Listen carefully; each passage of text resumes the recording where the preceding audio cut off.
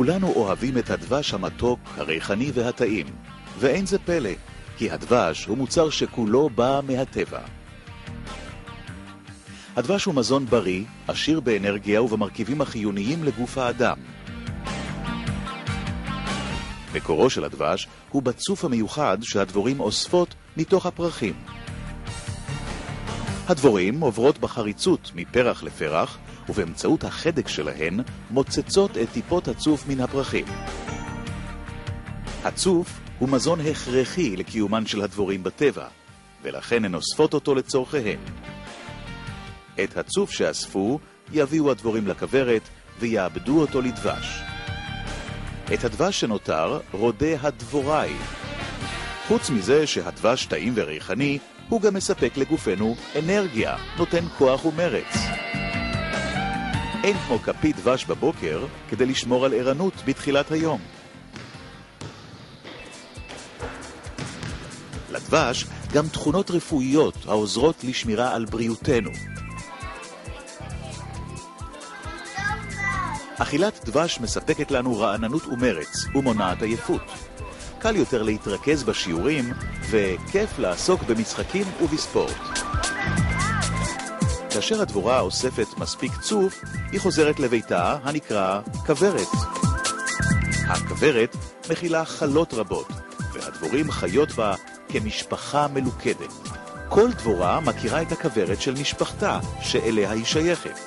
היא תחזור תמיד רק לכוורת זאת, אף שכל הכוורות דומות ונראות ממש אותו הדבר.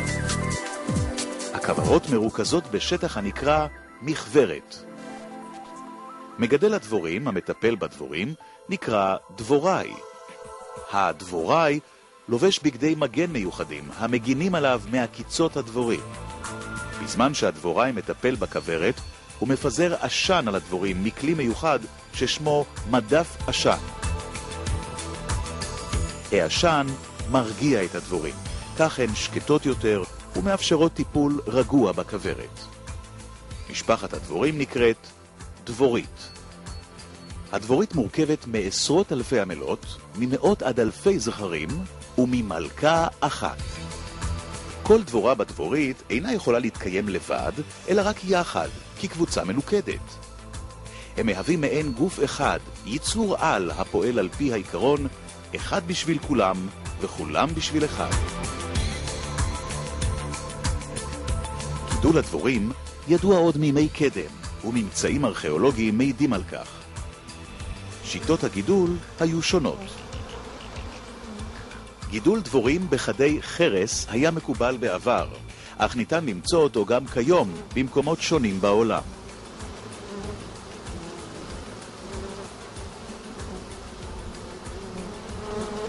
הכוורות המודרניות מכילות חלות המוצבות בצורה אנכית. החלות בנויות מדונג שאותו מפרישות העמלות. מבנה החלה חסכוני. הוא בנוי מתאים משושים הפונים לשני צדדים, המספקים חוזק לחלה ומנצלים במידה מרבית את שטח היחסון. בין פרטי הדבורית קיימת חלוקת עבודה, תפקידים ומשימות. המולכת בכיפה היא המלכה, הגדולה יותר מהדבורים האחרות, ולכן קלה לזיהוי. המלכה מלווה בפמליה המטפלת בה, מאכילה ומנקה אותה, וכן מסייעת בשליטה על הדבורית. השליטה והתקשורת נעשות באמצעות חומרים כימיים נדיפים המופרשים על ידי המלכה. חומרים אלה נקראים פרומונים, והם נקלטים על ידי העמלות ומשפיעים על התנהגות הדבורית כולה. המלכה היא הנקבה היחידה בדבורית המטילה ביצים לצורכי ריבוי. במהלך חייה מטילה המלכה מאות אלפי ביצים. העמלות, כשמן כן הן, עוסקות במלאכות רבות בדבורית, ותפקידיהן משתנים בהתאם לגילן.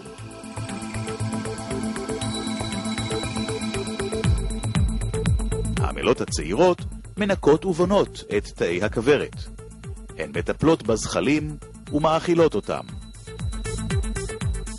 עמלות הניצבות בפתח מגינות על הכוורת מפני פולשים לא רצויים. העמלות דואגות לעברור הכוורת על ידי נפנוף כנפיים מהיר, ממש כמו מאוורר. ביום חם מתגייסות העמלות לאיסוף מים ולנידופה מהכוורת באמצעות נפנוף הכנפיים. העמלות הבוגרות, שגילן למעלה מ3 שבועות, יוצאות לשדות המרעה לאיסוף צוף ואבקת פרחים. לדבורים יש שפה נוספת משלהם, מיוחדת במינה. זוהי שפת הריקוד. באמצעות ריקוד הן מעבירות ביניהן מידע על מקומות שבהם יש פרחים עם הרבה צוף ואבקת פרחים. הדבורים היוצאות מהכוורת יודעות כעת לעוף לשדות הפרחים העשירים במזון שאותו הן מחפשות. הצוף ואבקת הפרחים הם המזון שבו העמלות מאכילות את הזחלים המתפתחים בתוך התאים שבחלה. כל שלבי ההתפתחות, מביצה עד בוגר, נמצאים במרכז קן הדבורית ונקראים ולד. הוולד הוא הדור הבא של הדבורית. הטיפול בוולד מייחד את הדבורים כחרק חברתי. הדבורה עוברת מתא לתא, בודקת את הזחל ומאכילה אותו. בתוך הכוורת גדלים גם הזכרים. הם גדולים מהעמלות והם הבטלנים במשפחת הדבורים.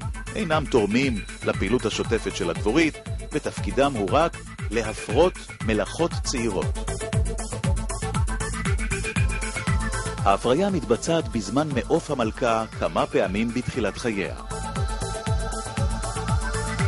הזכר מת במהלך תהליך ההזדווגות. לאחר הפרייתה חוזרת המלכה לכוורת ומתחילה להטיל ביצים. המלכה מטילה ביצה אחת במרכזו של כל תא, בקצב שעשוי להגיע ל2,000 ביצים ביממה. מהביצים יבקעו הזחלים, שמהם יתפתח כאמור הדור הבא של הדבורים בכוורת. הזחל יטופל ויוזן על ידי העמלות ויגדל בתאו עד להתגלמות. הגולם שהתפתח משלב הזחל ממשיך להשתנות באופן משמעותי בתוך תא חתום עד השלמת התפתחותו. מן התא תגיח דבורה בוגרת. משך התפתחות העמלה מביצה לבוגרת נמשך 21 יום. המלאכות מתפתחות בתאים גדולים במיוחד הנקראים מלכונים ומוזנים במזון מלאכות. העמלות בונות מלכונים ומגדלות מלכה חדשה כאשר מלכת הכוורת מתה או כאשר אוכלוסיית הדבורים והצפיפות בכוורת גדלות.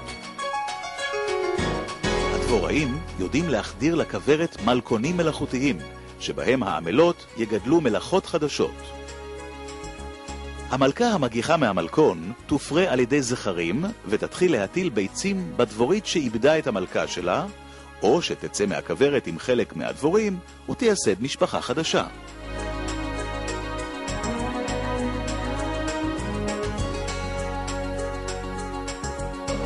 הימצאות דבורים בצורת אשכול על שיח או על עץ בסמוך למכוורת מעידה על התנחלות, שהיא צורת הריבוי של הדבורים.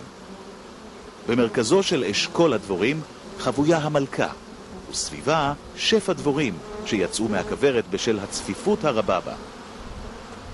תחילה ישבו הדבורים המתנחלות במקום ארעי, ולאחר מכן ישלחו סיירות לאיתור מקום קבוע לנחיל.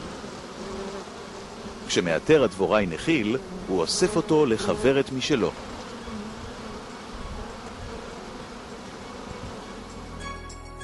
הדבורה נמשכת אל הפרח בשל התגמול שהוא מספק לה, אבקת פרחים וצוף. אבקת הפרחים נאספת מהפרח ברגליה האחוריות של העמלה, המצוידות בכלים לאיסוף ולנסיעה.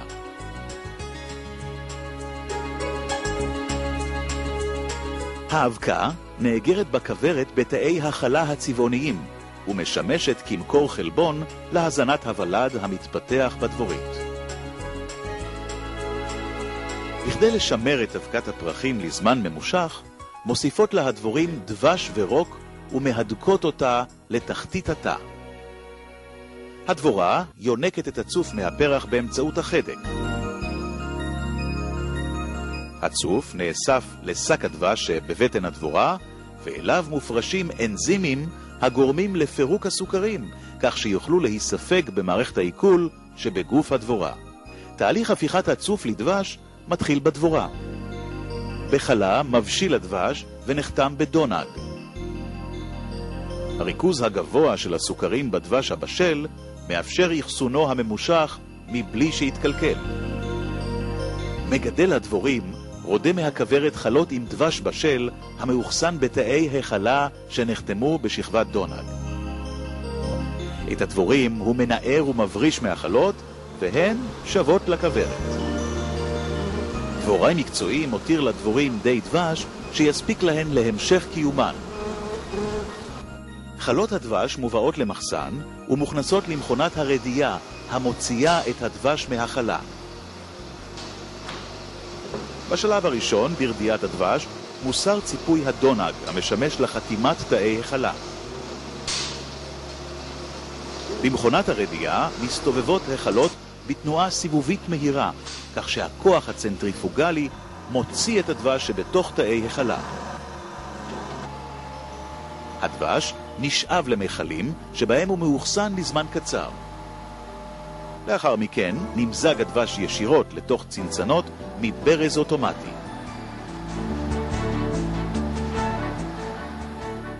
צבע הדבש, טעמו, ריחו, מרקמו וצורת התגבשותו משתנים בהתאם למקורות הפריחה שבהם ביקרו הדבורים ובהתאם למגוון תערובות הצוף שיוצר לנו הטבע באזורים השונים.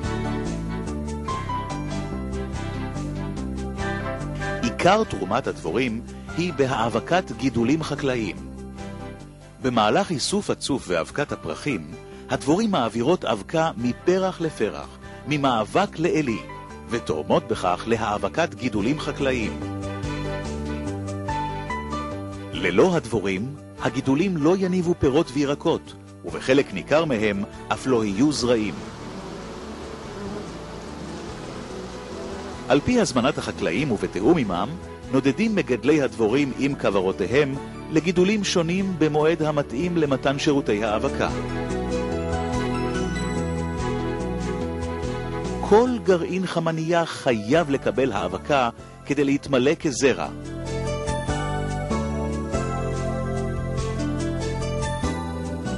הדבורים היוקה והיבולים מעידים על כך. חלק גדול מצמחי הבר הם עתירי צוף ומושכים דבורים, משום שהם חייבים לייצר זרעים פוריים ולהפיצם בשדות להבטחת התחדשותם מדי שנה.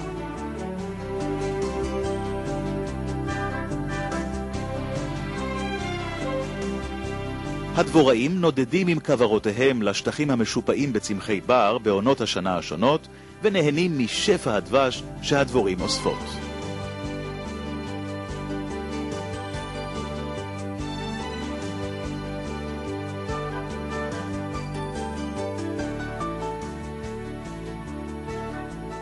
לדבורים יש לא מעט אויבים בטבע, כמו הצירעה המזרחית, הדבור, הטורפת דבורים. את הטרף מביאות הצרעות לקן כמזון להזנת הוולד שלהן. גירית הדבש חומדת דבש, וללא חשש מהקיצות הדבורים, היא מתנפלת על הכוורת ושודדת את עמלן של הדבורים. הדבוראי מגן על כוורותיו מפני המזיקים. הדבש הוא מוצר מכוורת עיקרי, אך קיימים מוצרים נוספים שמקורם בכוורת. דונג הדבורים משמש לייצור נרות יפים ואיכותיים, המתכלים עד תום ואינם מטפטפים. דונג הדבורים משמש גם כחומר גלם לפיסול לבעלי נטיות אומנותיות וחוש יצירתי.